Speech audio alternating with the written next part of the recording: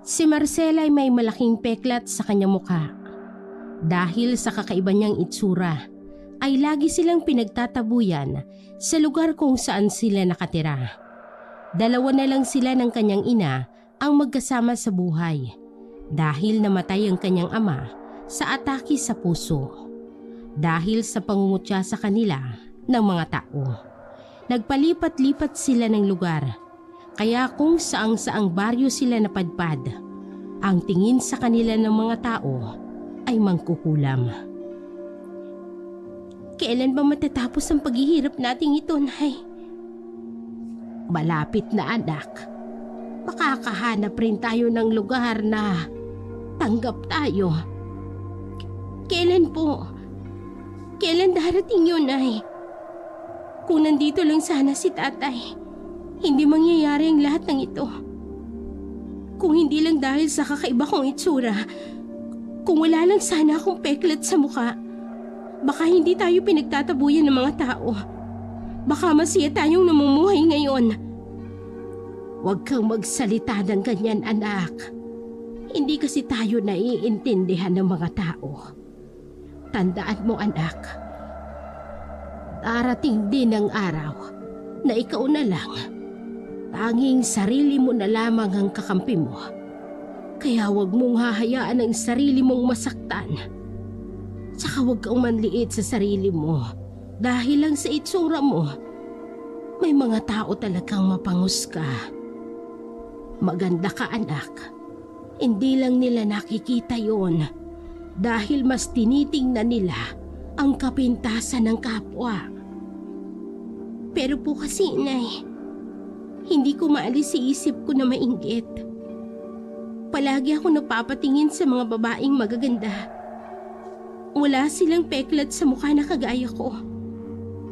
Iniisip ko kung paano sila mamuhay. Buti pa sila.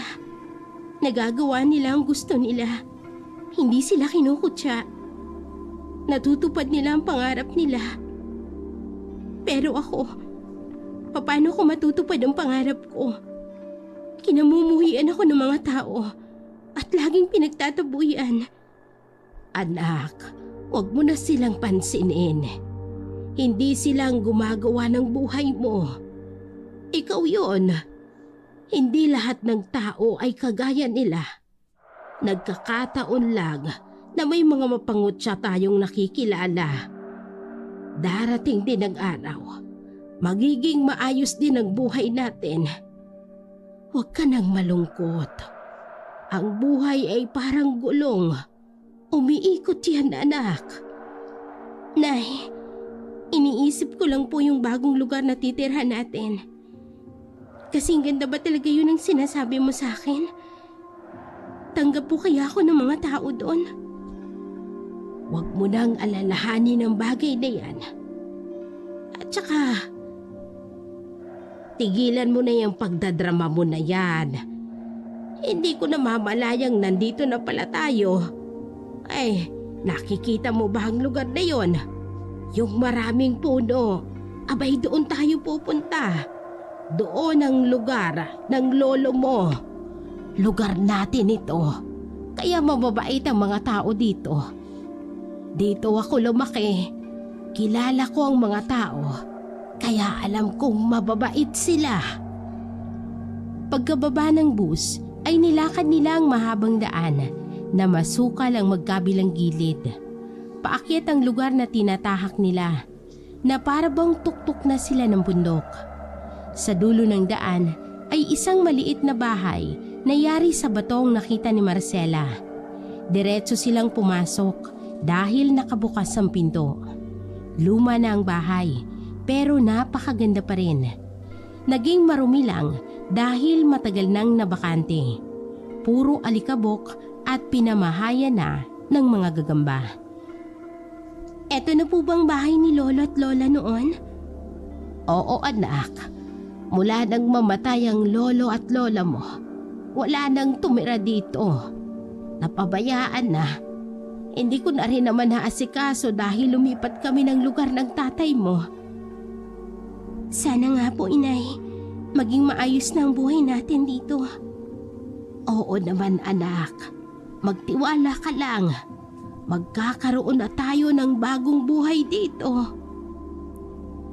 Simula nang makalipat sila sa baryong yon, ay tahimik nang nakapamuhay ang mag-ina. Pero dahil sa takot ni Marcela sa mga tao, ginagawa pa rin niyang nakasanayan.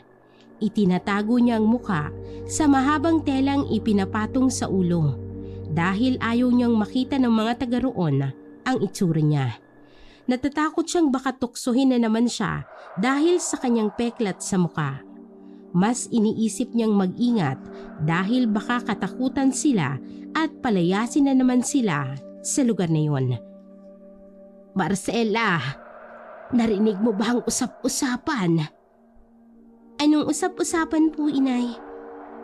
Hindi ka kasi lumalabas para makipaghalubilo. Kaya nahuhuli ka sa balita dito sa baryo natin, anak. Alam mo naman, ay, may takot ako sa mga tao. Ano po bang usap-usapan yan? Sabihin niyo na lang po. Huwag kang lalabas ng bahay kapag malalim na ang gabi, Marcela. Sabi kasi nung babaeng nakausap ko, may nambibiktima raw na aswang dito. Hala, totoo po? Paano po yan? Siguradong mabilis na pasukin ang bahay natin. Hindi nga ho tayo kukutsain. Aaswangin naman po tayo, inay. Bago lang po tayo dito kaya baka tayo po ang salakayin ng aswang. Maglagay na lang tayo ng pangontra. Dapat laging may bawang at asin sa palibot ng bahay, lalo na sa pintuan at sa mga bintana. Ito nga't namili na ako ng marami kanina nang pumunta ako sa talipapa. Nang gabing yun ay naging abala ang mag-ina. Nilagyan nga nila ng mga pangontra ang buong bahay. Kinalkal naman ng ina ni Marcela ang mga gamit na naiwan ng magulang nito para maglabas ng itak at kutsilyo. Hinasa niya mga ito para tumalim. Kinabukasan, nagpaalam si Marcela sa ina na pupunta sa kakahuyan. Wala naman siyang ibang mapapasyalan doon kundi ang kakahuyan na malapit lang din sa kanilang bahay. Nay, pupunta po muna ako sa kakahuyan. Maghahanap po ako ng buho para matulisan, para may panlaban naman po tayo sa aswang kung sakali. Hindi po sapat ang mga pangontra lang tsaka yung itak at kutsilyo. Saka po, baka may makuha po akong gulay at nyug doon. Doon mo naman gugugulin ang oras mo sa paglilibang. Imbes na makipaghalubilo ka sa mga kaidaran mo, nang magkaroon ka naman ng kaibigan dito. Siya sige na, hindi na kita pipigilan. Huwag ka lang magpapagabi, Marcela. Alalahanin mo lahat ng sinabi ko sa iyo kagabi. Opo, inay. Aalis na po ako. Nagmamadaling umalis si Marcela para marami siyang makuha at may uwi. Nang makarating sa kakahuyan, kaagad siyang naglibot-libot sa paligid. Marami siyang nakitang mga ligaw na halamang namumulaklak.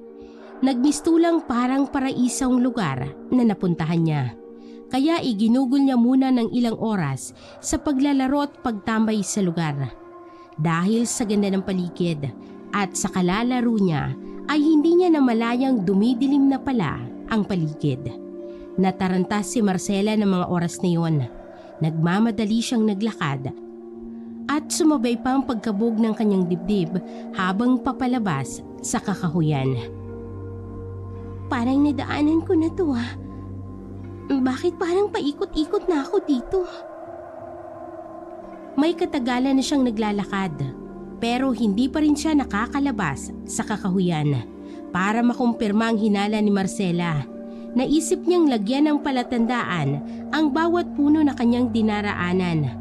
Sa muling paglalakad niya ay nakita niya ang puno kung saan may inilagay siyang palatandaan. Hindi nga ako nagkakamali. Pinaglalaruan ako ng engkanto. Nakakainis naman. Ngayon pa talaga. Aabuti na ako ng gabi dito . Ano bang gagawin ko? Kung sino ka mang engkanto ka o kung ano ka man, Nagsasayang ka lang ng oras para iligaw ako dito. Hindi naman ako maganda. Isa pa, wala ka ring mapapala sa akin. Maya-maya pa ay nakarinig siya ng malademonyong halakhak na umalingaw-ngaw sa paligid. Halakhak na para bang sobrang tuwa nito nang makitang takot na takot siya. Handa na sanang hubarin ni Marcela ang kanyang damit para baliktarin nang matapos na ang pagkaligaw sa gubat. Pero biglang may malakas na tunog ng pagbagsak sa lupa ang kanyang narinig. Narinig pa niyang boses ng isang lalaki na dumadaing sa sakit. Pinaghalong kaba at tuwa ang nararamdaman niya dahil naiisip niyang nahulog mula sa kung saan ang gumagawa sa kanya ng kalokohan. Dahil madilim na ang paligid, nakita niyang maraming mga nagliliyab na pula ang mga mata at sinabayan pa ng malakas na halakhak. Dahilan para mapaupo si Marcela at yakapin na lamang ang kanyang sarili. Sino kayo? Layuan niyo ako! Layuan niyo, sabi ako! Natigilan siya sa pagsigaw nang marinig ulit ang boses ng lalaking dumadaing at humihingi ng tulong. Nilingon niya ang lalaki hanggang sa makita na may matipuno itong katawan at nakahiga sa damuhan. Wala itong saplot, kaya kitang-kita niya ang malalaki at malalalim na sugat nito. Dali-dali niyang nilapitan ng lalaki para tulungan. Sino ka? Anong ginagawa mo dito sa gubat? Naliligaw ka rin bang gaya ko? Walang tugon ng lalaki dahil mas nakataon nito sa iniindang kirot ng kanyang sugat. Nagdadalawang isip pa si Marcela kung lalapitan at tutulungan niya ba ang lalaki. Pero dahil naalala niya ang bili ng ina, gumawa raw ng mabuti sa kapwa kahit ano pang ginawa nilang mali sa iyo. Nagpasya siyang tulungan ng lalaking yon. Tumatak sa isip ni Marcela ang bili ng kanyang ina, kaya hindi niya hinayaan ang lalaki na maiwang nag-iisa habang may pinsala sa katawan. Tinanggal pa niya ang kanyang takip sa muka para lang ibigay sa lalaki upang takpan nito ang maselang bahagi ng katawan. Pagkatapos ay tinulungan niya ito ng dahan-dahan hanggang sa makatayo. Sabay na silang naglakad para makaalis sa gubat. Patingin-tingin si Marcela sa paligid dahil nagbabaka sakaling makahanap siya ng halamang gamot para lunasan ang sugat ng lalaki. Doon niya napansin na wala ng mga mapupulang mata na tila nagtatago sa damuhan. Maya-maya ay natanaw niya sa hindi kalayuan ang isang maliit na kubo. May kubo doon. Tara, doon muna tayo para makahingi tayo ng tulong sa nakatira doon. Malaki yung mga sugat mo. Kailangang maampat ang dugo niyan. Salamat sa tulong mo. Buti na lang at hindi mo ako iniwan kanina. Akala ko, iiwan mo ako. Hindi ko gagawin yon. Magagalit ang nanay ko. Tara na, doon na tayo mag-usap. Dali-dali silang naglakad papalapit sa kubo at nagulat pa si Marcela dahil maayos ang kubo at base sa itsura nito ay mukhang may nakatira pa roon. Walang tao. Paano kaya ito?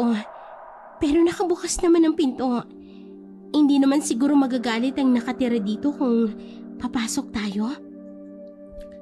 Baka nga hindi. Pumasok na tayo. Ang sakit na kasi ng katawan ko. Saka yung sugat ko talagang mahapdi. Sige, tayo na. Pagkapasok ay agad siyang naghanap ng pwedeng maisuot ng lalaki. Sakto at puro panlalaki ang nakita niyang damit. Oh, isuot mo. Baka sipunin ka eh. Bakit ka kasi walang saplot? Saan ka ba galing? Hindi naman siguro magagalit ang nakatira dito kung manghihiram tayo ng damit. Sandali ah. May naaamoy ka ba? Parang amoy ng halamang gamot yun ah. May tanim siguro sa labas. Sandali lang ah. Sisilipin ko lang sa bintana. Ayun, meron nga. Dali-dali siyang lumabas para kumuha ng ilang piraso ng dahon. Pagkatapos ay nilamukot niya yon saka piniga sa sugat ng lalaki. Itinapal niya rin ang malalapad na dahon sa sugat matapos itong mapigaan ng katas. Kayanin mo muna ang hapde Mabisa ang halamang gamot na ito. Madalas itong ilagay ng nanay ko sa sugat ko noong bata pa ako. Mabilis talaga siyang maghilom. Napasigaw na lamang ang lalaki dahil sa hapde. Butil-butil ang pawis nito, kaya naman natarantas si Marcela. Ngayon pa lamang niya totoong nagagamit ang itinuro ng kanyang ina tungkol sa panggagamot. Naku, pasensya na Basta tiisin mo na lang para gumaling ang sugat mo. Eto, punasan mo ang pawis mo. Napakatipid mo namang magsalita. Bahala ka, mapapanis ang laway mo. Napakamahiyain mo naman. Tagasang ka ba? Bakit ka napadpad sa kakahuyan? Naghahanap kasi ako ng buho. Tsaka may gulay at prutas sana. Kaso nawili ako sa pamamasyal kaya naligaw ako. Ganun ba? Ikaw? Naligaw din ako. Tapos, hinabol ng mga ligaw na hayop. Kaya pala ganyan ang itsura mo. Matulog ka na muna. Bukas na tayo umuwi sa mga bahay natin. Ayoko rin kasi maglakad sa gubat na gabi na. Nakatatakot. Hindi naman siguro magagalit ang may-ari ng kubo kung makikitulog tayo rito. Aanhin mo nga pala ang buho. Bakit ka naghahanap ng ganun? Sabi kasi ni nanay, usap-usapan sa baryo ang pagsalakay daw ng aswang. Wala kaming kasamang lalaki, kaya kailangan naming ipagtanggol ang sarili namin. Takot daw sa buho na may matulis ang mga aswang, kaya kailangan kong kumuha ng marami nun. Ganun ba? Sige, matulog ka na rin. Mukhang bukas, marami kang gagawin. Oo nga ikaw rin, matulog ka na. Konting usap pa ang kanilang nagawa hanggang sa makaramdam ng antok ang lalaki. Kaya hinayaan niya na itong matulog. Tumayo muna si Marcela para tingnan ang paligid dahil nakarinig siya ng mga kaluskos sa labas ng kubo. Matapang na babae si Marcela, pero ang madalas na ikapahamak niya ay ang pagiging mausisa. Lumabas siya ng bahay para tingnan kung ano bang kumakaluskos doon. Nagulat na lamang siya nang bumulagta sa harap niya ang isang baboy ramo. Maya-maya ay bigla siya nitong inatake dahil hindi agad nakatakbo at nakagat siya ng baboy ramo sa kanang kamay. Tulong! Tulong! Ano nangyari? Nang makita ng lalaki ang baboy ramo, kaagad niyang hinatak ang kabilang braso ni Marcela, dahilan para mabaling ang atensyon ng hayop sa kanya. Mabilis na tumalo ng mabangis na hayop sa lalaki. Sinipa niya ng sinipa ang baboy ramo, dahilan para mapaatras ito at muling inatake si Marcela. Kahit hirap at may iniindang sugat ang lalaki, tinulungan pa rin niya si Marcela at agad na nilabanan ang bawat pag-atake ng hayop. Nakaramdam ng takot si Marcela nang makita niya sa mata ng baboy ramo na gustong-gusto talaga nitong mapatay sila. Kaya patuloy pa rin ito sa pag-atake. Napatakbo na lamang si Marcela papasok sa loob ng kubo. Dali-dali siyang naghanap ng pwedeng panlaban sa baboy ramo. Nakita niya ang itak sa kusina. Kinuha niya ito saka lumabas ulit para tulungan ng lalaki. Saktong nakita niya ang pagtalo ng baboy ramo sa lalaki. Kaya hindi siya nagdalawang isip na saksakin ang tagiliran ng baboy ramo. Paulit-ulit niyang ginawa hanggang sa bumulagta ang mabangis na hayop sa lupa. Lumingalinga naman sa paligid ang lalaki. Pagkatapos ay hinila si Marcela papasok ng bahay. Ariko, pwede bang dahan-dahan ka naman? Hindi naman kumibo pa ang lalaki. Isinara nito ang pinto, pati na rin ang nakabukas na mga bintana. Huwag kang maingay. Kung gusto mo pang mabuhay. Bakit? Ano ba yun? Mabangis na hayop lang naman yun ah. Dapat bang matakot dun? Makikita mo bukas. Pang-ulam yun. Matulog ka na lang at huwag ka nang lalabas ng bahay. Hindi lang yan ang mabangis na hayop sa gubat. Marami pa sila. Kapag nasukol ka, mamamatay ka. Oh, dapat ba akong matakot? Pero sige, inaantok na rin naman ako eh. Kaya matutulog na lang ako. Maya-maya ay nahiga ng lalaki. Napailing naman si Marcela dahil mabilis na nakagawa ito ng antok. Humihilik agad ang lalaki at pakibot-kibot pa ang bibig. Tumayo naman si Marcela at nagpunta sa kusina para gamutin ang sarili niyang sugat na gawa ng baboy ramo. Napakagat na lamang sa damit si Marcela dahil sa sobrang hapdi na kanyang nararamdaman habang ginagamot ang sugat niya. Nang matapos ay nahiga na rin siya pero hindi naman makatulog dahil nag-aalala siya sa kanyang ina. Sa kakaisip ay nakatulog na rin siya. Pagkagising niya kinaumagahan ay nakita niyang wala na ang lalaki. Kaya dali-dali siyang lumabas para hanapin ito. Nasaan yun? Bakit umalis nang hindi man lang nagpapaalam? Siraulong yun ah. Hindi man lang nagpasalamat sa akin. Basta na lang akong iniwan dito. Gumayak na rin siya para umalis sa lugar. Hanggang sa maya-maya ay dumating na ang lalaki na may daladalang karni ng manok at baboy. Nakangiti pa nitong tiningnan si Marcela. Napaiwas naman ang tingin si Marcela dahil nahiya sa kanyang pinagsasabi. Napayuko din siya nang maalala niyang wala na palang harang na tela ang kanyang muka.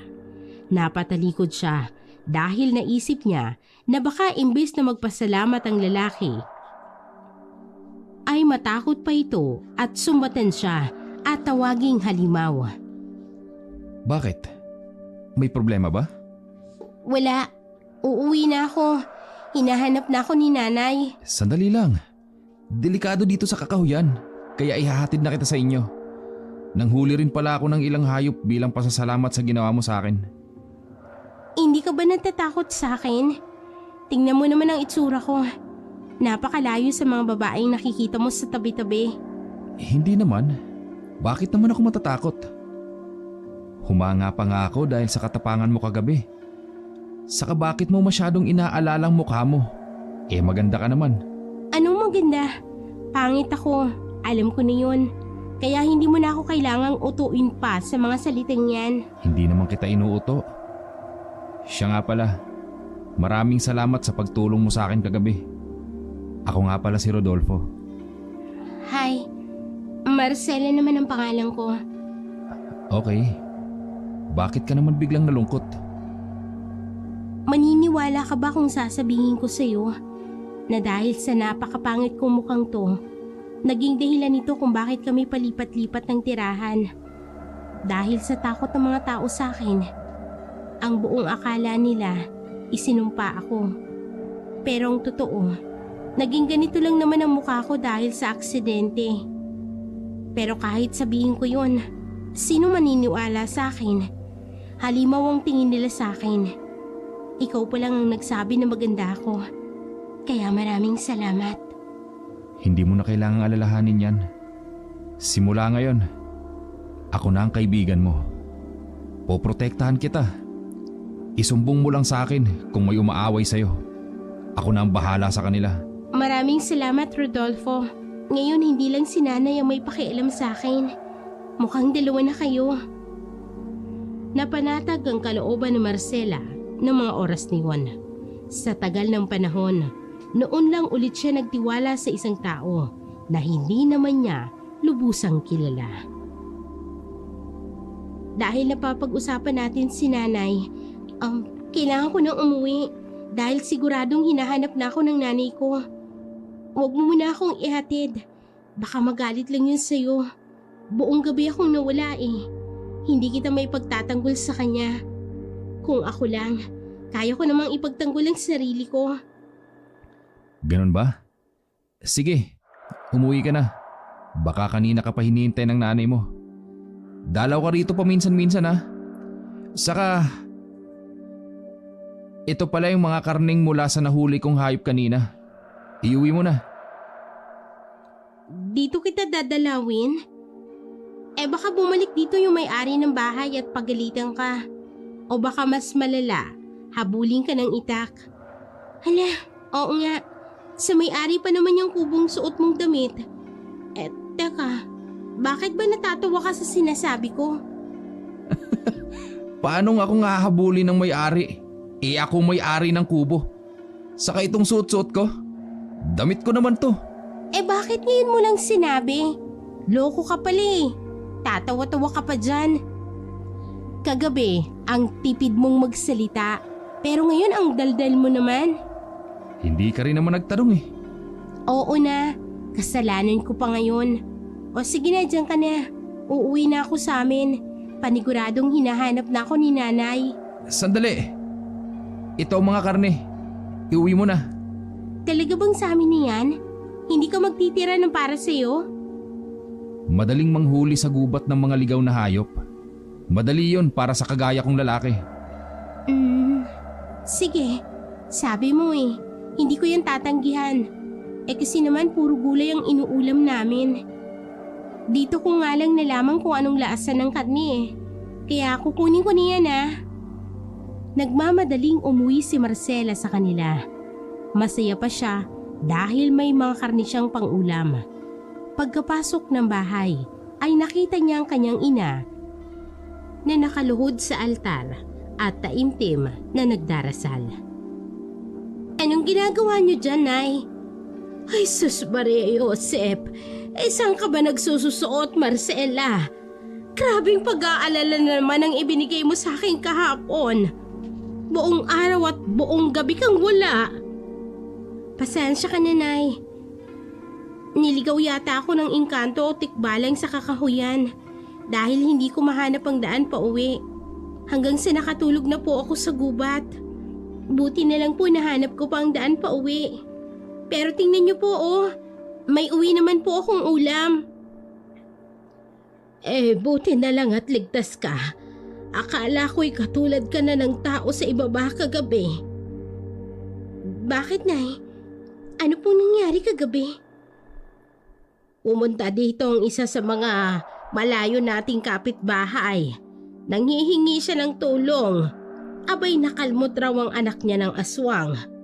Nag-aalangan pa akong umalis ng bahay baka ako umuwi ka. Tapos hahanapin mo ko. Tapos ikaw naman ang mapahamak. Pero nagmamakaawa sa akin yung babae. Hindi ko na siya natiis. Kaya pinuntahan ko ang anak niya at ginamot ko. Naisip ko kasi, paano kung ikaw ang nasa ganoong sitwasyon? Hihingi rin ako ng tulong sa iba. Sabi nga, kapag tumulong ka, tutulungan ka rin pabalik. Tapos po? Pumunta ako ron na may daladalang halamang gamot at pangontra sa aswang. Ang sabi nila, sinubukan naman daw labanan ng kalalakihan ng aswang. Pero malakas daw talaga ito. Hindi lang din isang lumusob sa baryo kung hindi 3. 10 tao ang wakwak ang katawan at maraming sugatan. Akala daw nila'y matatalo nilang mga aswang kung tulong-tulong sila. Pero ang nangyari, sila ang pinagtulungan ng mga aswang. Helenay, grabe pala ang sinapit ng mga kabaryo natin kagabi. Kaya po ba taimtim kayo nagdarasal? Oo, tsaka pinagdarasal din kita na sana'y umuwi ka ng ligtas. Mabuti talaga at pinakinggan ako ng Diyos. Mainam talaga ang pagdadasal. Kaya ikaw, Marcela, magdasal ka. Marcela, magdasal ka. Oo na po, Inay. Palagi naman po ako nagdarasal. Pero ang ipinagdarasal ko po, sana mahulog sa bangin ng mga taong nang api sa akin. Naku, ikaw talagang bata ka puro kakalukuhan. Bilisan mo na nga. Mag-ayos ka na ng sarili mo at pupunta tayo sa ibaba para tumulong. Gagamutin natin ang iba pang sugatan dahil sa paglusob sa kanila ng aswang. Sige po, saglit lang Nay. Ilalaga ko lang po itong karne. Para mamaya lulutuin ko na lang po pag uwi natin. Ay siya, sige. Tutulungan na kita ng madali nang gawin yan. Pagkatapos nilang pakuluan ang mga karne, ay umalis na rin sila agad para magpunta sa ibabang parte ng baryo. Tulad ng nakasanayan. Nagtatakip pa rin si Marcela ng kanyang muka para itago ang malaki niyang peklat. Pagkababa nila sa baryo, ay nakita ni Marcela nagkakagulong mga tao dahil aligaga ang mga ito sa pagkalap ng mga pangontra sa aswang. Ang iba naman ay abala sa kani-kanilang ginagawa sa pang-araw-araw na buhay. Marami rin ang nagkabit sa kanilang bahay ng mga pangontra sa aswang. May iba naman silang nakita na umiiyak. Hindi matanggap ang sinapit ng kanilang kapamilya. Maya-maya pa ay may lumapit na lalaki sa kanila. Bakit pa kayo nandito? Dapat maghanda kayo sa pag-iiba ng kulay ng buwan. Dahil sa oras na yon, magiging malakas ang aswang. Mas malakas pa kaysa kagabi. Nay, narinig mo ba yon? Tara na, umuwi na tayo. Hindi. Baka nakakalimutan mong sadya natin dito, Marcela. Wala naman tayong problema sa bahay. Puno na yun ang pangontra. Sige na, tumulong ka na doon. Kahit labag sa loob ni Marcela, ay sinunod niya pa rin ang kanyang ina. Sabay nilang ginamot ang mga taong sugatan dahil sa pagsalakay ng mga aswang. Habang nanggagamot, ay nag-ibang pakiramdam ni Marcela. May nararamdaman kasi siyang kaba sa paligid. Parang pakiramdam niya ay may hindi magandang mangyayari. Kaya balisa siya habang nanggagamot.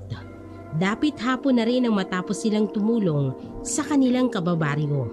Nagpaalam na rin sila sa mga tao para umuwi na ng bahay.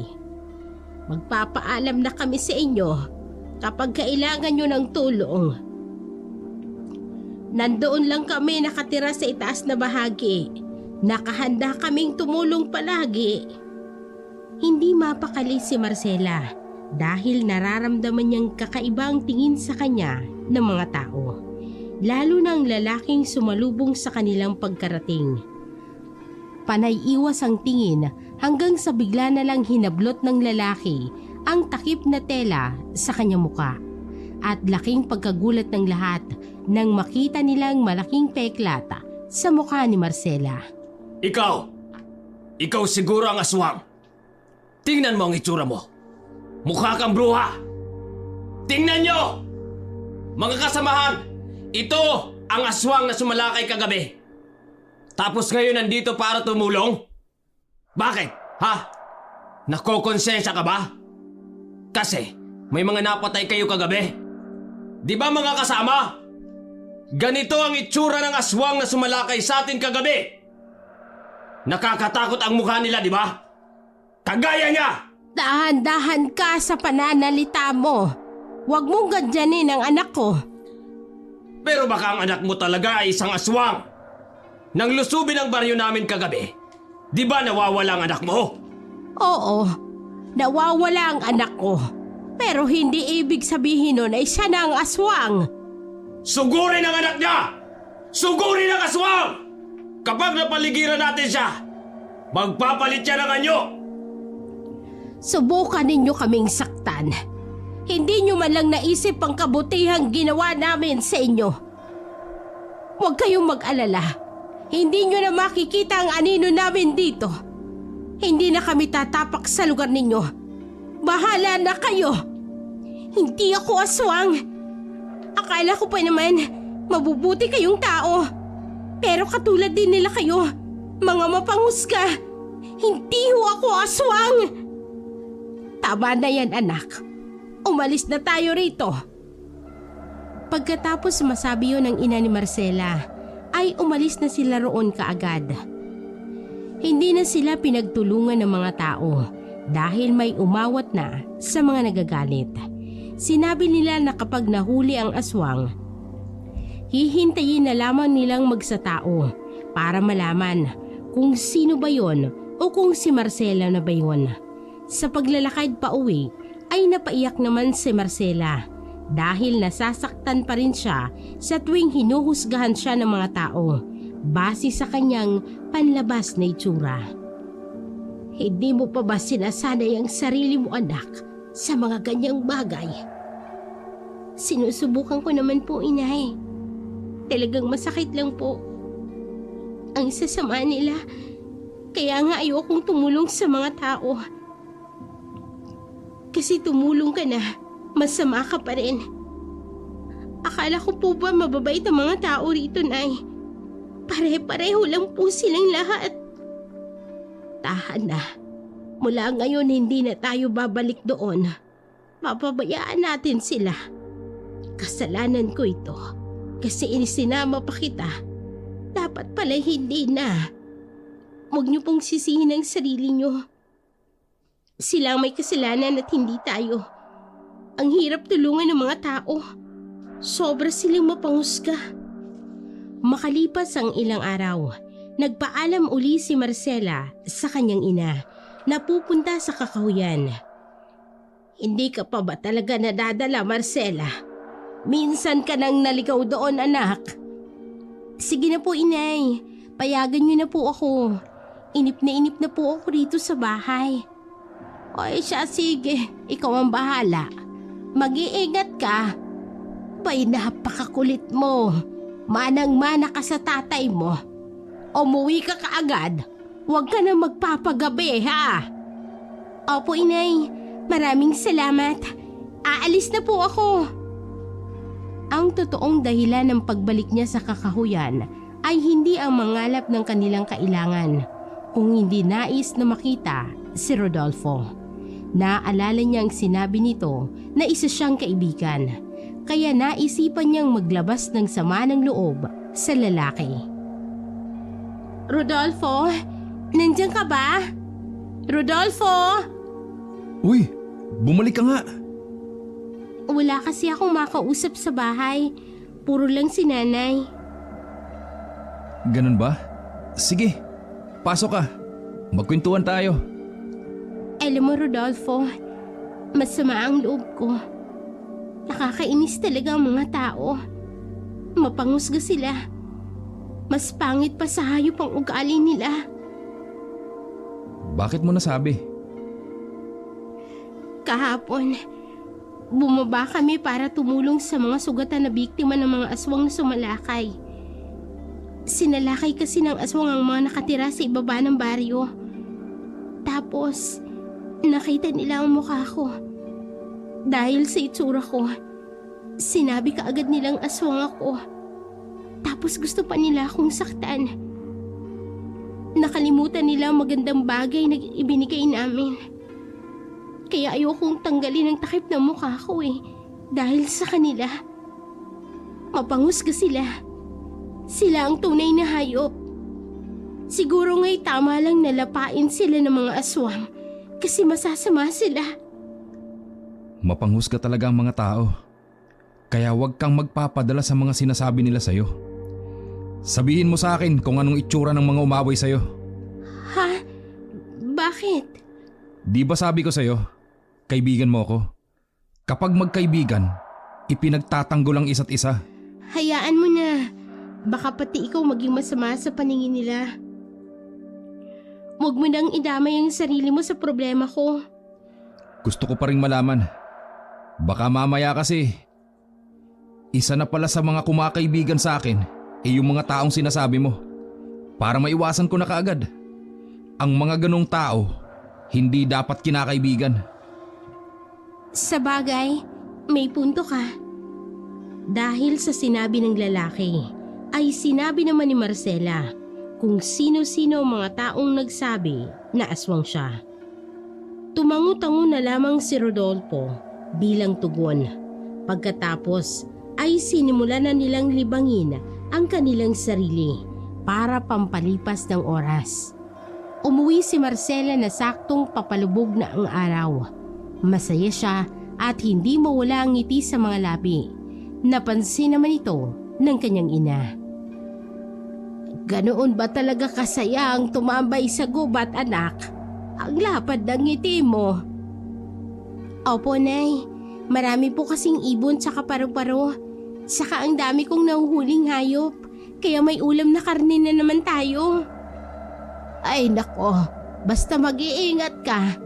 Hindi lahat ng mababangis na hayop ay madaling hulihin. Opo, Inay. Tulungan mo na lang ako dito. Ayusin mo yung bawang na isinabit ko sa bintana. Abay gabi na. Kailangan nating maraming pangontra sa aswang. Baka mamaya tayo naman ang salakayin nila. Mapayapa naman ang gabi nilang mag-ina.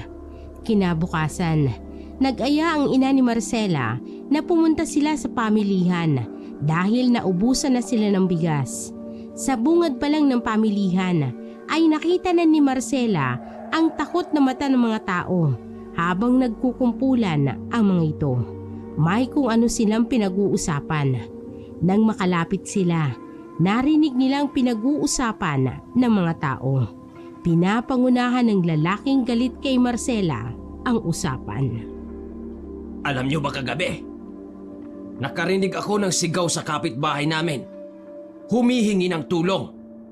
Sabi niya, inaatake raw sila ng mga aswang. Sumilip ako sa bintana. Nakita ko si Aling Bebang na tumatakbong pabalik-balik sa labas ng bahay. Takot na takot. Pero walang lumalabas para puntahan sila doon. Ang asawa niya naman ay abala sa pagtugi sa aswang na nasa bubungan nila. Kitang-kita ko talaga. Isang aswang na may maskulado at mabalahibo ang katawan. Mapupula ang mga mata at matutulis ang kuko ng halimaw na nasa bubungan nila. Pinagsusundot ng asawa ni Aling Bebang ang asawang gamit ang buhok na may tulis sa dulo. Hindi tinigilan hanggat di nahulog. Pero pagkahulog ng aswang, dali-dali namang tumalon at mabilis na itinumba ang aswang ni Aling Bebang. Hinawakan siya sa leeg at sinakal na para bang gigil na gigil. Parang may matinding galit ang aswang na yon. Nakakatakot talaga. Pagkatapos, tinanggalan pa ng puso sa kalaman loob. Kaya ganon ang nangyari kay Aling Bebang. Hayon, tulala. Ikaw ba naman ang patay ng asawa mo? Sa harapan mo eh. Naging usap-usapan ang kwentong yon dahil sa pagkakalat ng lalaki. Hindi lang doon natatapos ang lahat dahil may mga sumunod pang nangyaring pagpatay ang aswang sa mga tao.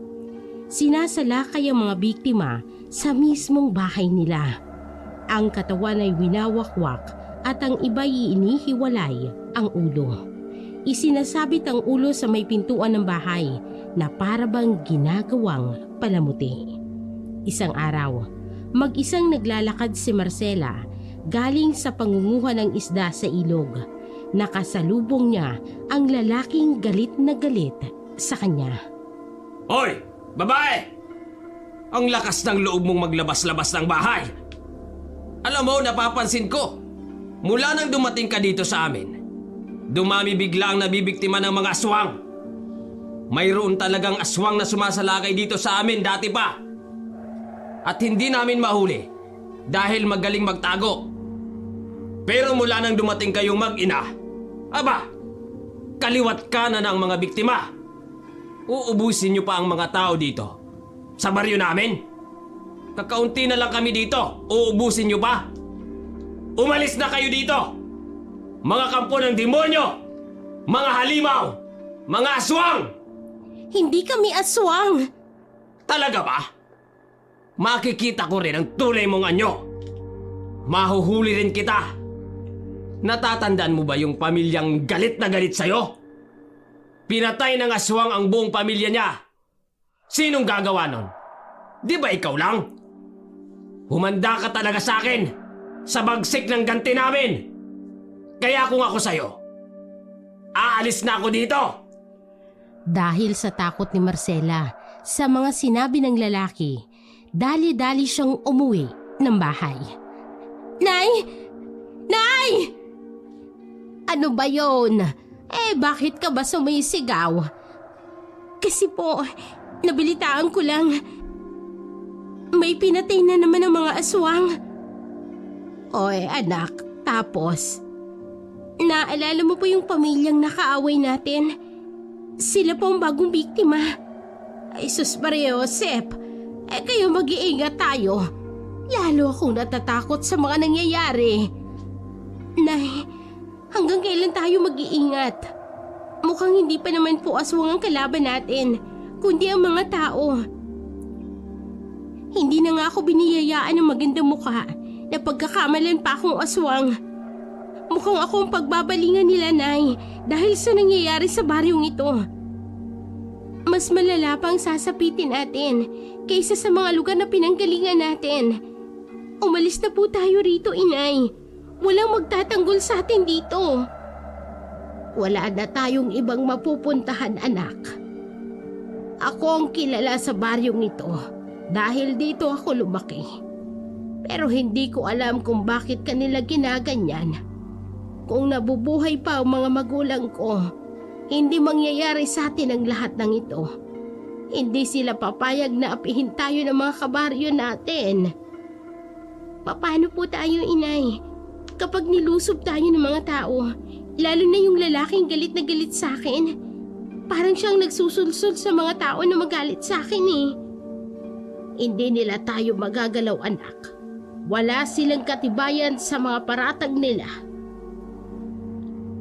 Di bali po, alam ko may magtatanggol sa akin kapag sinaktan nila ako. Oo, anak, hindi tayo pababayaan ng Diyos. Magtiwala ka lang. Siya ang tagapagtanggol natin. Kinagabihan, mahimbing nang natutulog ang mag-ina. Pero siya naman ay hindi dalawin ng antok. Kaya napagpasya niyang lumabas na muna para magpahangin. Ang buong akala niya ay tulog na ang kanyang ina. Pero nagulat na lamang siya nang bigla itong magsalita sa kanyang likuran. Marcela, anak? Nay! Huwag ka namang manggulat. Bakit gising ka pa? Kuwan po, hindi po kasi ako makatulog. Iniisip mo na naman yung lalaking yun. Opo, natatakot po kasi ako. Huwag kang mag-alala, anak. Hindi kita pababayaan. Dadaan na muna sila sa akin bago kanila masaktan. Hindi pa man tapos ang ina sa kanyang pagsasalita, ay pareho silang nagulat dahil may bumagsak sa kanilang harapan. Para silang natuod sa kinatatayuan nang makita ang isang aswang. Nanlilisik ang mga mata nito habang nakatingin sa kanila. Nay, di ba po halimaw yan? Aswang ba yan? Oo, anak. Halika na.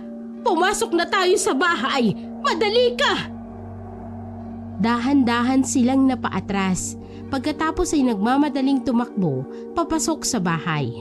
Pero nagulat na lang sila nang may humarang na isa pang aswang bago pa man sila makapasok sa loob ng bahay.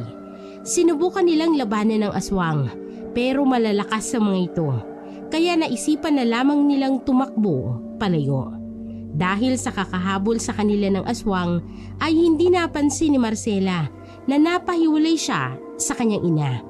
Napunta siya sa kulungan ng mga hayop na hindi niya alam kung sinong may-ari. Agad siyang nagtago sa kulungan ng mga kabayo. Habang nagtatago ay ipinagdarasal niya ang kanyang kaligtasan. Kitang-kita niya ang aswang na humahabol sa kanya kung papaano siyang hagilapin ng mga ito. Maya-maya pa ay nakita niyang papalapit sa kanya ang aswang. Nagtago siya sa likod ng kabayo pero naging dahilan nito para mag-ingay naman ang kabayo.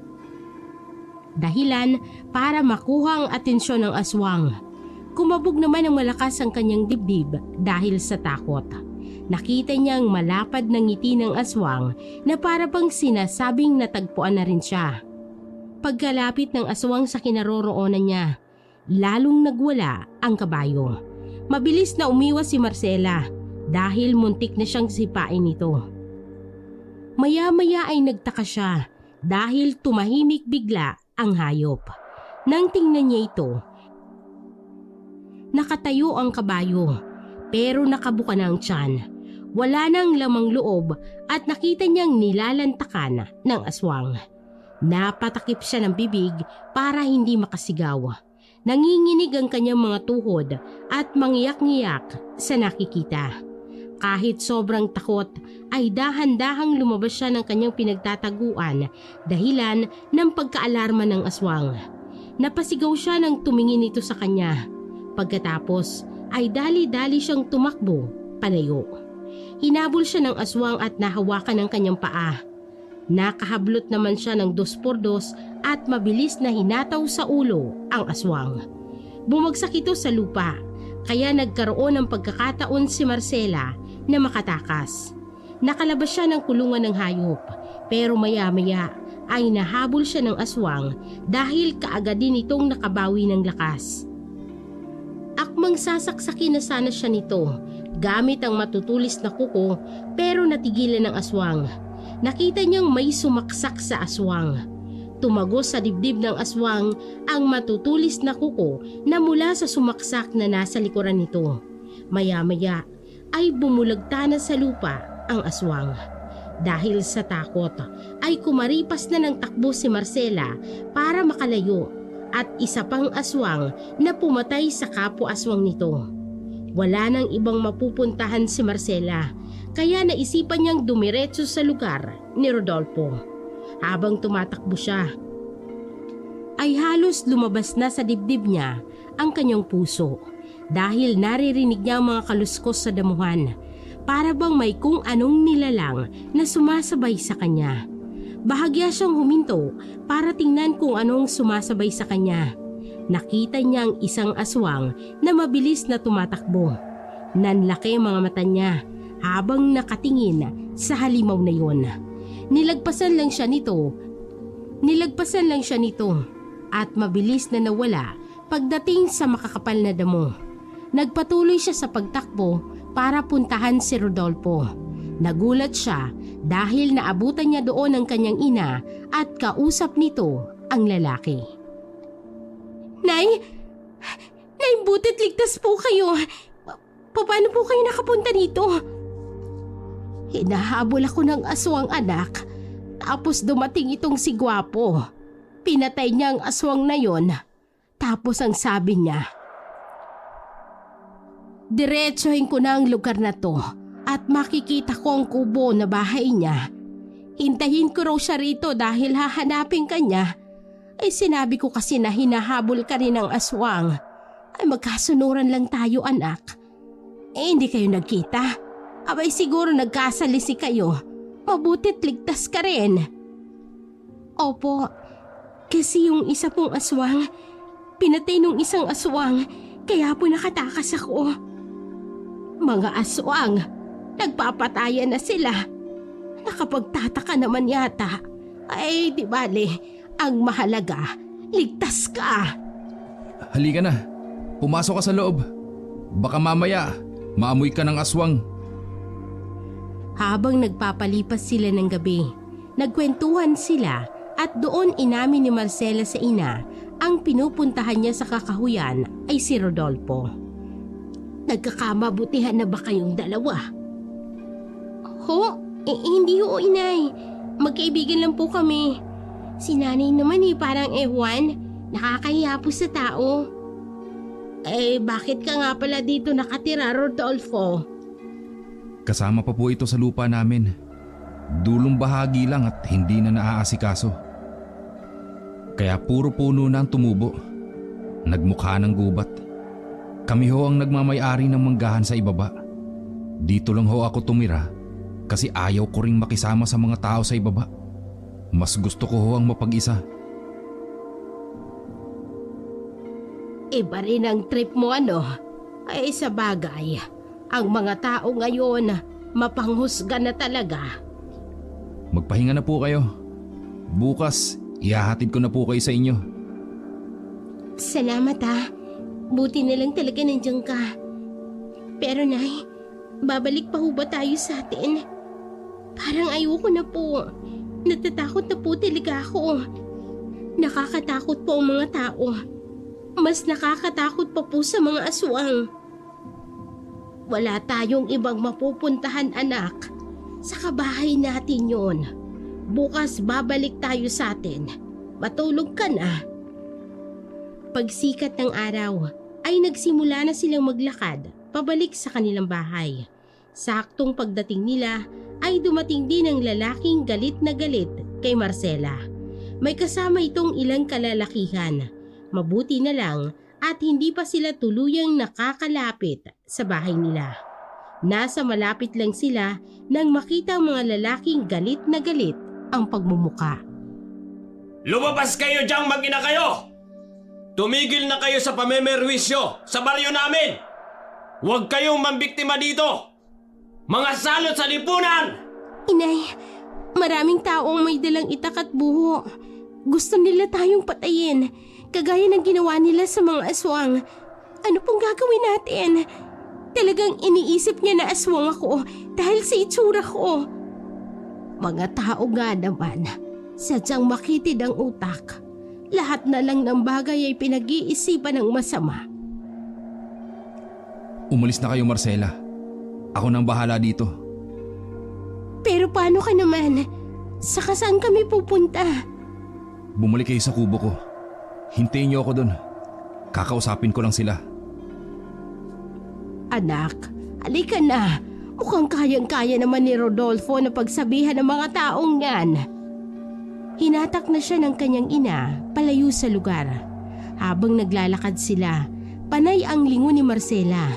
Nag-aalala siya para sa lalaki. Maya-maya ay napahinto sila nang marinig nilang nagsisisigaw ang mga tao. Huminto sila sa paglalakad at inalam ang nangyayari. Kitang-kita nila ang pag-atake ni Rodolfo sa mga kalalakihan na may dalang itak. Akala ko ba'y kakausapin niya lang? Eh bakit basag ulo ang ginawa niya? Hindi ko po alam, inay. Baka mamaya may sinabi ang mga taong yun, kaya po nagalit siya. Eh nakakatakot naman palang kaibigan mo, anak. Mainitin ang ulo. Akala ko'y kalmadong tao, abay hindi pala. Pinanood pa nila ang mga nangyayari. Nakita nilang ang ibang tao ay tumakbo ng papalayo. Ang iba naman ay patuloy na nakikipagsuntukan kay Rodolfo. Maya-maya ay nakita nilang pinagtutulungan ng mga lalaki si Rodolfo. Lalapitan sana ni Marcela ang lalaki, pero pinigilan siya ng kanyang ina. Huwag anak, baka mapahamak ka. Wala kang magagawa dyan.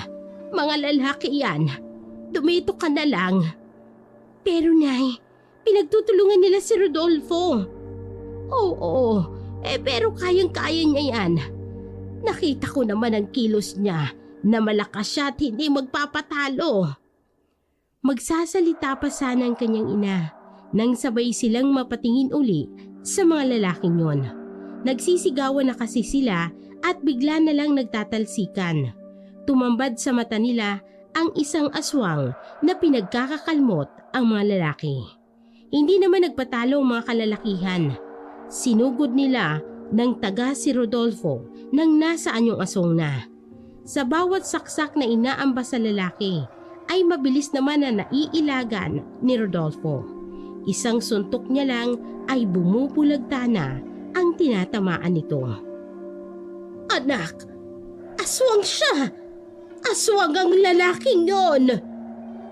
Opo, pero hindi ko alam paano nangyari yun. Umalis na tayo rito, pero saan tayo pupunta? Wala na tayong ibang mapupuntahan. Hindi tayo pwedeng pumunta sa kubo niya kasi aswang siya. Paano kung lapain niya tayo? Ano na bang nangyayari sa atin? Bakit tayo nasadlak sa ganitong sitwasyon? Nay, doon po muna tayo sa kakahuyan. Mag-isip tayo doon. Nagpatuloy sila sa pagtakbo habang takot na takot. Napahinto sila nang humarang sa daraanan nila ang lalaking malaki ang galit kay Marcela. Hoy! Aswang! Sabi ko na talagang aswang ka! Nagsama ka ba talaga ng kakampi? Tumigil ka, Remak! Hindi nga aswang ang anak ko! Wala kaming lahing aswang! Saka hindi namin kakampi ang aswang na yon. Hindi nyo na mabibilog ang ulo ko! Dito na kayo mamamatay! Para matapos na ito! Natigilan ang mag-ina nang makitang naglabas ng patalim ang lalaki. Galit na galit nitong inambahan ng saksak si Marcela, pero nakaiwas agad ang dalaga. Paulit-ulit siyang inambahan ng saksak ng lalaki na panay naman niyang iniiwasan, pero nawalan siya ng balanse. Kaya napahiga siya sa lupa. Nang sasaksakin na siya ni Remak ay humarang ang kanyang ina, kaya ito ang nasaksak. Nay! Nay, bakit mo ginawa yan? Tumakbo ka na, anak. Iligtas mo ang sarili mo. Ayoko po. Hindi kita rito iiwan. Hindi, inay. Napakasama mo. Hindi nga kasi kami aswang. Bakit ka ba galit na galit sa amin? Walang hiya ka. Bakit mo sinaksak ang nanay ko? Magpalit ka na ng anyo, babae! Dalian mo! Para matuwa naman ako sa'yo. Mga aswang na kagaya mo ang pumatay sa mag-ina ko. Kaya papatayin ko rin kayong lahat! Hindi nga kami aswang. Ang tigas ng ulo mo. Hindi mo ako mapapaniwala! Sa itsura mo yan, sa pangit mong pagmumukha, itatago mo ang pagiging aswang mo? Ha! Akala mo ba, maniniwala ako? Kahit ayaw mong magpalit ng anyo, papatayin pa rin kita! Hahatawin pa sana siya ng saksak ng lalaki nang biglang dumating si Rodolfo na nasa anyong aswang. Mabilis niyang sinugod si Remak at tumilapon ang lalaki. Humampas pa sa puno ang katawan nito bago bumagsak sa lupa. Aswang! Sabi ko na nga ba, at mga aswang kayo! Maswerte ka dahil may dumating na tulong para sa'yo. Pero ang mahalaga, alam ko na ang totoo. Totoo kang aswang! Ipinagtatanggol ka ng kalahi mo. Malalaman ito ng mga tao! Susugurin pa sana ni Rodolfo ang lalaki, pero hindi niya na itinuloy dahil nawalan na ito ng malay. Binalingan na lamang niya ang mag-ina. Tara na sa bahay. Sumama po kayo sa akin. Gagamutin ko po ang sugat nyo doon. Hindi naman malalim ang sugat nyo. Daplis lang po ito. Huwag ko kayong matakot sa akin. Oo, aswang ako. Pero hindi ako kagaya ng ibang aswang na lumalapan ng tao. Pero aswang ka pa rin. Paano hindi ka manlalapan ng tao? May ganun bang aswang? Saka na ako magpapaliwanag. Sa ngayon, mas kailangan ng nanay mong lunas sa sugat niya. Nagmamadaling binuhat ng lalaki ang ina ni Marcela, saka dinala sa kanyang kubo. May mga gamot doon at nilunasan niya agad ang sugat ng ginang. Pagkatapos ay mahabang katahimikan ang namagitan sa kanilang tatlo hanggang sa magsalita ang ina ni Marcela. Aswang ka pala, kaya ka nandito. Opo, pero hindi ako kagaya ng ibang aswang na nambibiktima ng tao. Pero tama si Marcela, aswang ka pa rin. Nay, huwag muna nating husgahan si Rodolfo. Kapag ginawa mo iyan, wala ka na ring pinagkaiba sa mga taong yun. Aswang man siya, iniligtas niya tayo. Hindi ka ba natatakam sa karne ng tao? Hindi po. Ang lahi po namin ay hindi talaga kumakain ng sariwang karne. Nagpapalit lang po kami ng anyo. Nagiging halimaw lang ang itsura namin. Ito po ang dahilan kaya hinuhusgahan din kami ng mga tao. Tinawag na kaming aswang. Totoong may mga aswang sa lugar na ito at nambibiktima sila ng tao. Pero hindi ho ako nakikialam. Dahil para sa akin, dapat din yun sa kanila. Dahil sa masasamaan nilang ugali. Pero nagbago ang lahat nang makilala ko si Marcela. Kaya sabi ko po, ililigtas ko siya. Pinapatay ko ang mga taong nananakit sa kanya. Ano? Pumatay ka ng tao? Opo, pumatay. Pero hindi po kumain. Naiintindihan ko na. Marcela anak, kailangan na nating umalis sa lugar na ito. Hindi ko lang alam talaga kung saan tayo pupunta. Pero tama ka anak, kailangan na nating iwanan ang lugar na ito. Pwede po kayong dumito sa bahay ko. Bukas ang bahay ko para po sa inyo. Bakit? Bakit mo kami tinutulungan? Sino pa ba ang magtutulungan kundi tayo-tayo rin na pinagkakaisahan ng mga taong yun? Hindi na tayo pwede dito. Malalaman na rin nila ang kubo mo. Lulusobin tayo at papatayin ang mga yon. Lalo pat alam nilang aswang ka. May bahay po kami sa ibang lugar. Gusto niyo po bang sumama?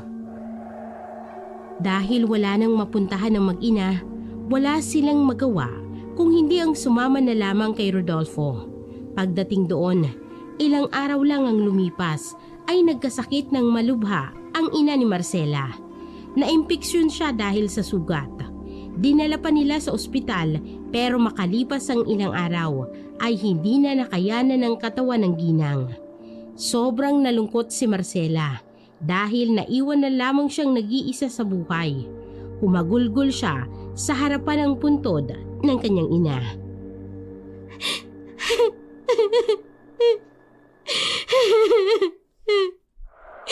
Nay! Bakit mo naman po ako agad na iniwan? Paano na po ako? Sino na pong magtatanggol sa akin? Nanay naman eh. Bakit naman po ganon? Hindi ka naman nag-iisa, Marcela. Nandito pa ako. Hindi naman kita iiwan. Hindi na kumibo si Marcela sa sinabi ng lalaki. Lumipas ang ilang buwan ay parehong nahulog ang damdamin nila sa isa't isa.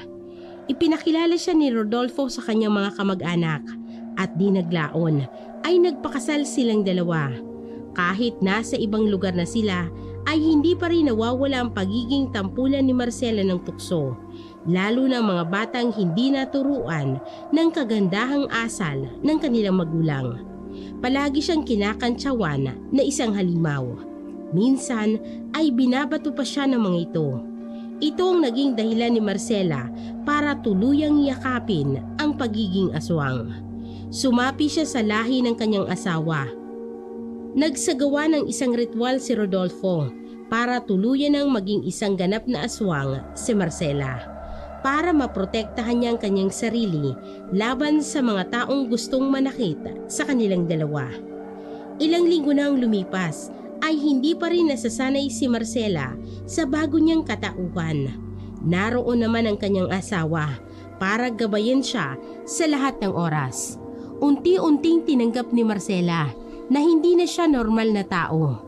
Sinasanay niya na rin ang sarili tuwing nararamdaman niya na nananakit ang kanyang katawan dahil sa pagpapalit ng anyo. Hindi naglaon, tuluyan na siyang nasanay sa pagiging aswang. At lalo silang nagkaintindihan ng kanyang asawa dahil iisa na ang kanilang lahi. Pagkalipas ng ilang buwan, nagpasya si Rodolfo na umuwi sa lugar ng kanyang ina dahil nagdadalang tao na si Marcela. Alam niyang malaki ang maitutulong ng kanyang ina para sa pagbubuntis hanggang sa panganganak ni Marcela. Sobrang tuwa naman ang ina ni Rodolfo nang umuwi sila. Bukas palad nitong tinanggap sila sa kanilang bahay. Totoo ba yung sinasabi niyo? Eh di magkakaapo na ako niyan. Opo, inay. Bakit parang hindi ka naman yata masaya? Dapat maging masaya ka. Magiging nanay ka na. Kinakabahan po kasi ako. Huwag kang kabahan, Marcela. Huwag kayong mag-alala. Nandito pa naman ako. Gagabayan ko kayo. Maraming salamat po, Inay. Medyo nakakahiya nga po. Pasensya na po kayo sa abala namin. Anong pasensya? Ano ka ba, Marcela? Ganito talaga ang trabaho ng magulang. Ang gabayan ng kanilang anak. Mabuti ngayon at nandito kayo.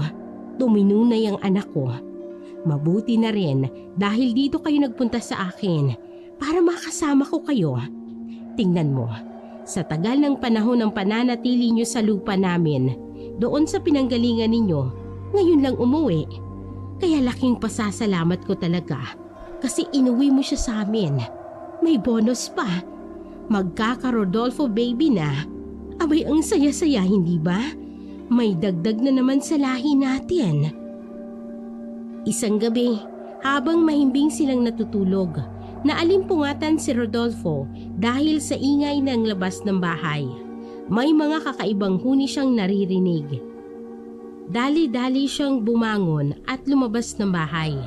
Nagising naman si Marcela at kaagad na sinundan ang asawa. Saan ka pupunta? Meron lang akong lalabasin. Diyan ka lang.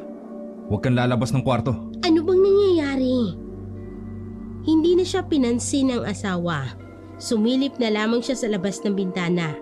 Nakita niya ang isang manananggal. Galit na galit itong umaangil sa kanyang asawa. Walang hiya ka! Naubusan ka na ba ng bibiktimahin? Kaya pati kami, pinupuntirya mo na rin! Ang lakas ng lobong lumusob dito!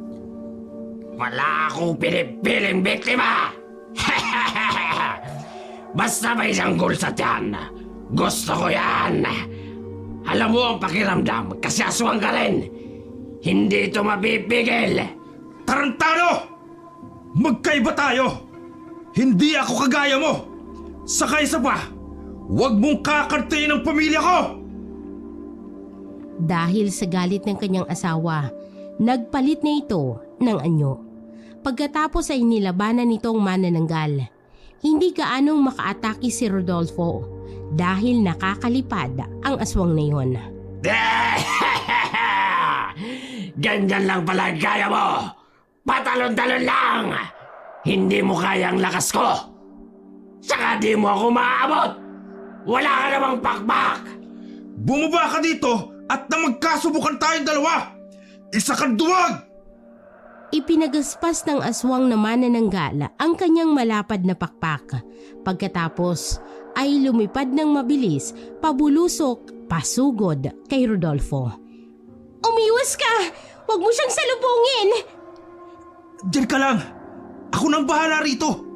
Basta huwag kang lalabas ng bahay! Anak natin ang pupuntiryahin ng walang yanto! Hindi ako papayag! Pagkalapit ng aswang kay Rodolfo, mabilis niyang hinablot ang pakpak nito. Saka hinigit pagkatapos ay pinaikot at binitiwan. Parang ibon nitong tumilapon at tinangay ng hangin. Bumagsak ito sa damuhan. Mabilis namang tumakbo si Rodolfo papalapit sa manananggal para atakihin ito. Pero nakabuelo agad ang kalaban. Humaba ang dila nito at pumulupot sa katawan ni Rodolfo. Dahilan para hindi siya makagalaw. Isa kang uto-uto! Akala mo ba ganoon lang ako kabilis matalo? Nagkakamali ka! Uunahin muna kita pagkatapos isusunod ko ang mag-ina mo! Kung kaya mo! Nakakapagsalita ka pa talaga kahit nakalabas ang dila mo! Ibang klase ka rin! Oo naman! Hindi naman ako pibe! Mabilis siyang hinatak ng manananggal palapit sa kanya. Pagkatapos ay hinatak nito ng sariling dila, dahilan para umikot si Rodolfo na parang trumpo. Hindi niya makontrol ang sarili at tuluyan siyang bumangga sa puno. Inis na inis siya pero hindi siya makaatake dahil sa pagkahilo. Lumabas naman si Marcela. Hawak nito ang timba na may lamang asin. Hoy! Manananggal! Ako ang harapin mo! Sabi ko sa'yo, doon ka lang. Mapapahamak ka niyan. Anong gusto mong gawin ko? Manood lang? Habang ikaw pinaglalaroan lang niya? Hindi pwede. Aasinan ko siya para magtigil siya. Ako lang ba ang tinatabla ng asin dito? Sa pagkakaalam ko, aswang din kayo! Pero matalino ako. Kaya nga nakagwantes ako. Papaalating kita ngayon. Gusto ko yan! Ang grasya ng lumalapit sa akin! Sige! Lumapit ka pa! Kaunting lapit pa! Sinabuyan ni Marcela ng asin ng manananggal. Panay naman ang lipad nito para umiwas at sinasabayan pa ng pagtawa ang ginagawa ni Marcela. Nang iinis ka pa talaga, ha? Hindi ka naman kasi tumatama! Yan na ba ang tunong lakas mo? Lumipad ng pabulusok ang manananggal para dagitin si Marcela. Pero kaagad namang sumalubong si Rodolfo at nahawakan niya ang nakaunat na mga braso ng manananggal. Hinigit niya ito, saka malakas na hinampas sa lupa. Pagkatapos ay pinagtatatadyakan pa ito ni Rodolfo. Dali-daling gumapang ang manananggal palayo. Maya-maya pa'y dumampot ng mga bato si Rodolfo at pinagbababato ang manananggal. Napaigik naman ang aswang dahil palagi siyang nasasapol ng mga bato ni Rodolfo. Pinilit ng manananggal na makalipad kahit hirap na hirap siya. Nagpagewang-gewang siya sa paligid dahil nabutas na ang ibang parte ng kanyang pakpak. Mga visit! Ginagalit nyo talaga ako! Kumapit sa sanga ng puno ang manananggal. Pagkatapos ay pinahaba niyang muli ang dila. Ginawa niya itong parang latigo at inihampas ng paulit-ulit kay Rodolfo. Panay naman ang iwas ng asawa ni Marcela hanggang sa mahawakan nito ang dila ng manananggal. Hinatak niya ito ng hinatak para mahulog ang aswang sa puno. Naisipan naman ni Marcela na budburan ng asin ang dila ng manananggal. Umatungal ito ng umatungal. Hindi na ito mapakali. Panay ang wagwag ng pakpak dahil nasasaktan sa pagkasunog ng dila ng budburan ng asin. Mabilis na pinaiksi ng manananggal ang kanyang dila. Dahilan para mabitawan ito ni Rodolfo. Dali-dali namang kinuha ni Rodolfo ang mahabang kahoy na nakasandal sa dingding ng bahay. Tutusukin niya sana ang aswang pero nagmamadali itong lumipad paalis. Kahit pagewang-gewang dahil hindi na maayos ang pakpak. Hindi na yun magiging maayos. Masusunog na siya ng buhay. Tsak yun. Bakit mo naman nasabi yun? Si nanay kasi, nagising siya kanina. Nalaman niyang may manananggal. Nagmamadali siyang umalis. Susunugin daw niya ang kalahati ng katawan nun. Kaya ayun, kawawang manananggal. Dito pa kasi ng biktima. Kaya pala hindi lumabas ng bahay si nanay. Kanina pa pala nakalabas. Halika na. Pumasok na tayo sa loob. Pasaway ka. Sabi ko sa'yo huwag kang lalabas ng bahay. Bakit hindi ako lalabas? Ginagawa ka na niyang trumpo. Ahayaan ko ba yun? Di ba nga magkakampi tayo? Oo nga. Pero alalahanin mo, nasa tiyan mo pa ang anak natin. Kaya huwag ka nga magpasaway. Ano ka ba? Kaya nga ako lumabas kasi inutusan ako ng anak natin. Sabi niya, tulungan ko raw ang tatay niya kasi natatalo na ng aswang na may pakpak. Ay nako, dinamay ng walang muwang na bata. Oh, ayan na pala si nanay. Tara na, pumasok na tayo sa loob. Nay, nakita niyo po ba yung kalahating katawan ng manananggal na yon? Nagawa niyo pong sunugin? Oo naman, ako pa ba? Wala nang babalikan na katawan ng manananggal na yon. Nagkamali siya ng pamilyang inatake. Sunog siya mamaya pagsikat ng araw. Ay, maaga pa. Tara na kayo. Matulog na ulit tayo. Tara na mahal, bumalik na tayo sa pagtulog. Napagod ako ng husto. Ang aga ng ehersisyo ko . Nakakatuwa naman. Ang galing-galing makipaglaban ng asawa ko. hindi na talaga ako matatakot. May tagapagtanggol na ako. Matagal ko nang sinasabi sa'yo na akong magtatanggol sa'yo, di ba? Di ka pa ba naniniwala? Naniniwala na po. Tara na, matulog na tayo. Ilang gabi pa ang lumipas at kabi-kabila ang balitang nalaman nila tungkol sa mga aswang. May mga binibiktima pa rin ng mga ito, pero hindi na sila binabalikan ng mga aswang. Hindi na rin naman sila nakikialam sa laban ng mga tao at ng mga aswang dahil naniniwala pa rin sila na may kasalanan din ng mga tao, kaya sila binibiktima ng mga aswang. Naging tahimik ang buhay nila dahil nanatili silang walang pakialam sa mga nangyayari. Laking tuwa ni Rodolfo nang isilang ang kanyang anak na lalaki. Kamukhang kamukha niya ito. Ilang buwan pa lang ang lumipas matapos isilang ang sanggol ay dinala ito sa pinakamatanda ng kanilang lahi. Isinagawa nila ang ritual para tuluyan ng maging kaisa sa lahi nila ang kanilang anak. Nagdiwang ang lahi nila dahil sa panibagong dagdag sa kanilang angkan. Masaya naman si Marcela sa mga nangyayari sa kanyang buhay. Alam niyang ang lahi ng kanyang asawa ang kanyang sandigan. Aswang sila, pero hindi sila kagaya ng iba na nambibiktima ng mga tao. Nagpapalit lang sila ng anyo para lumakas ang kanilang katawan. Mula noon, namuhay na sila ng masaya at mapayapa.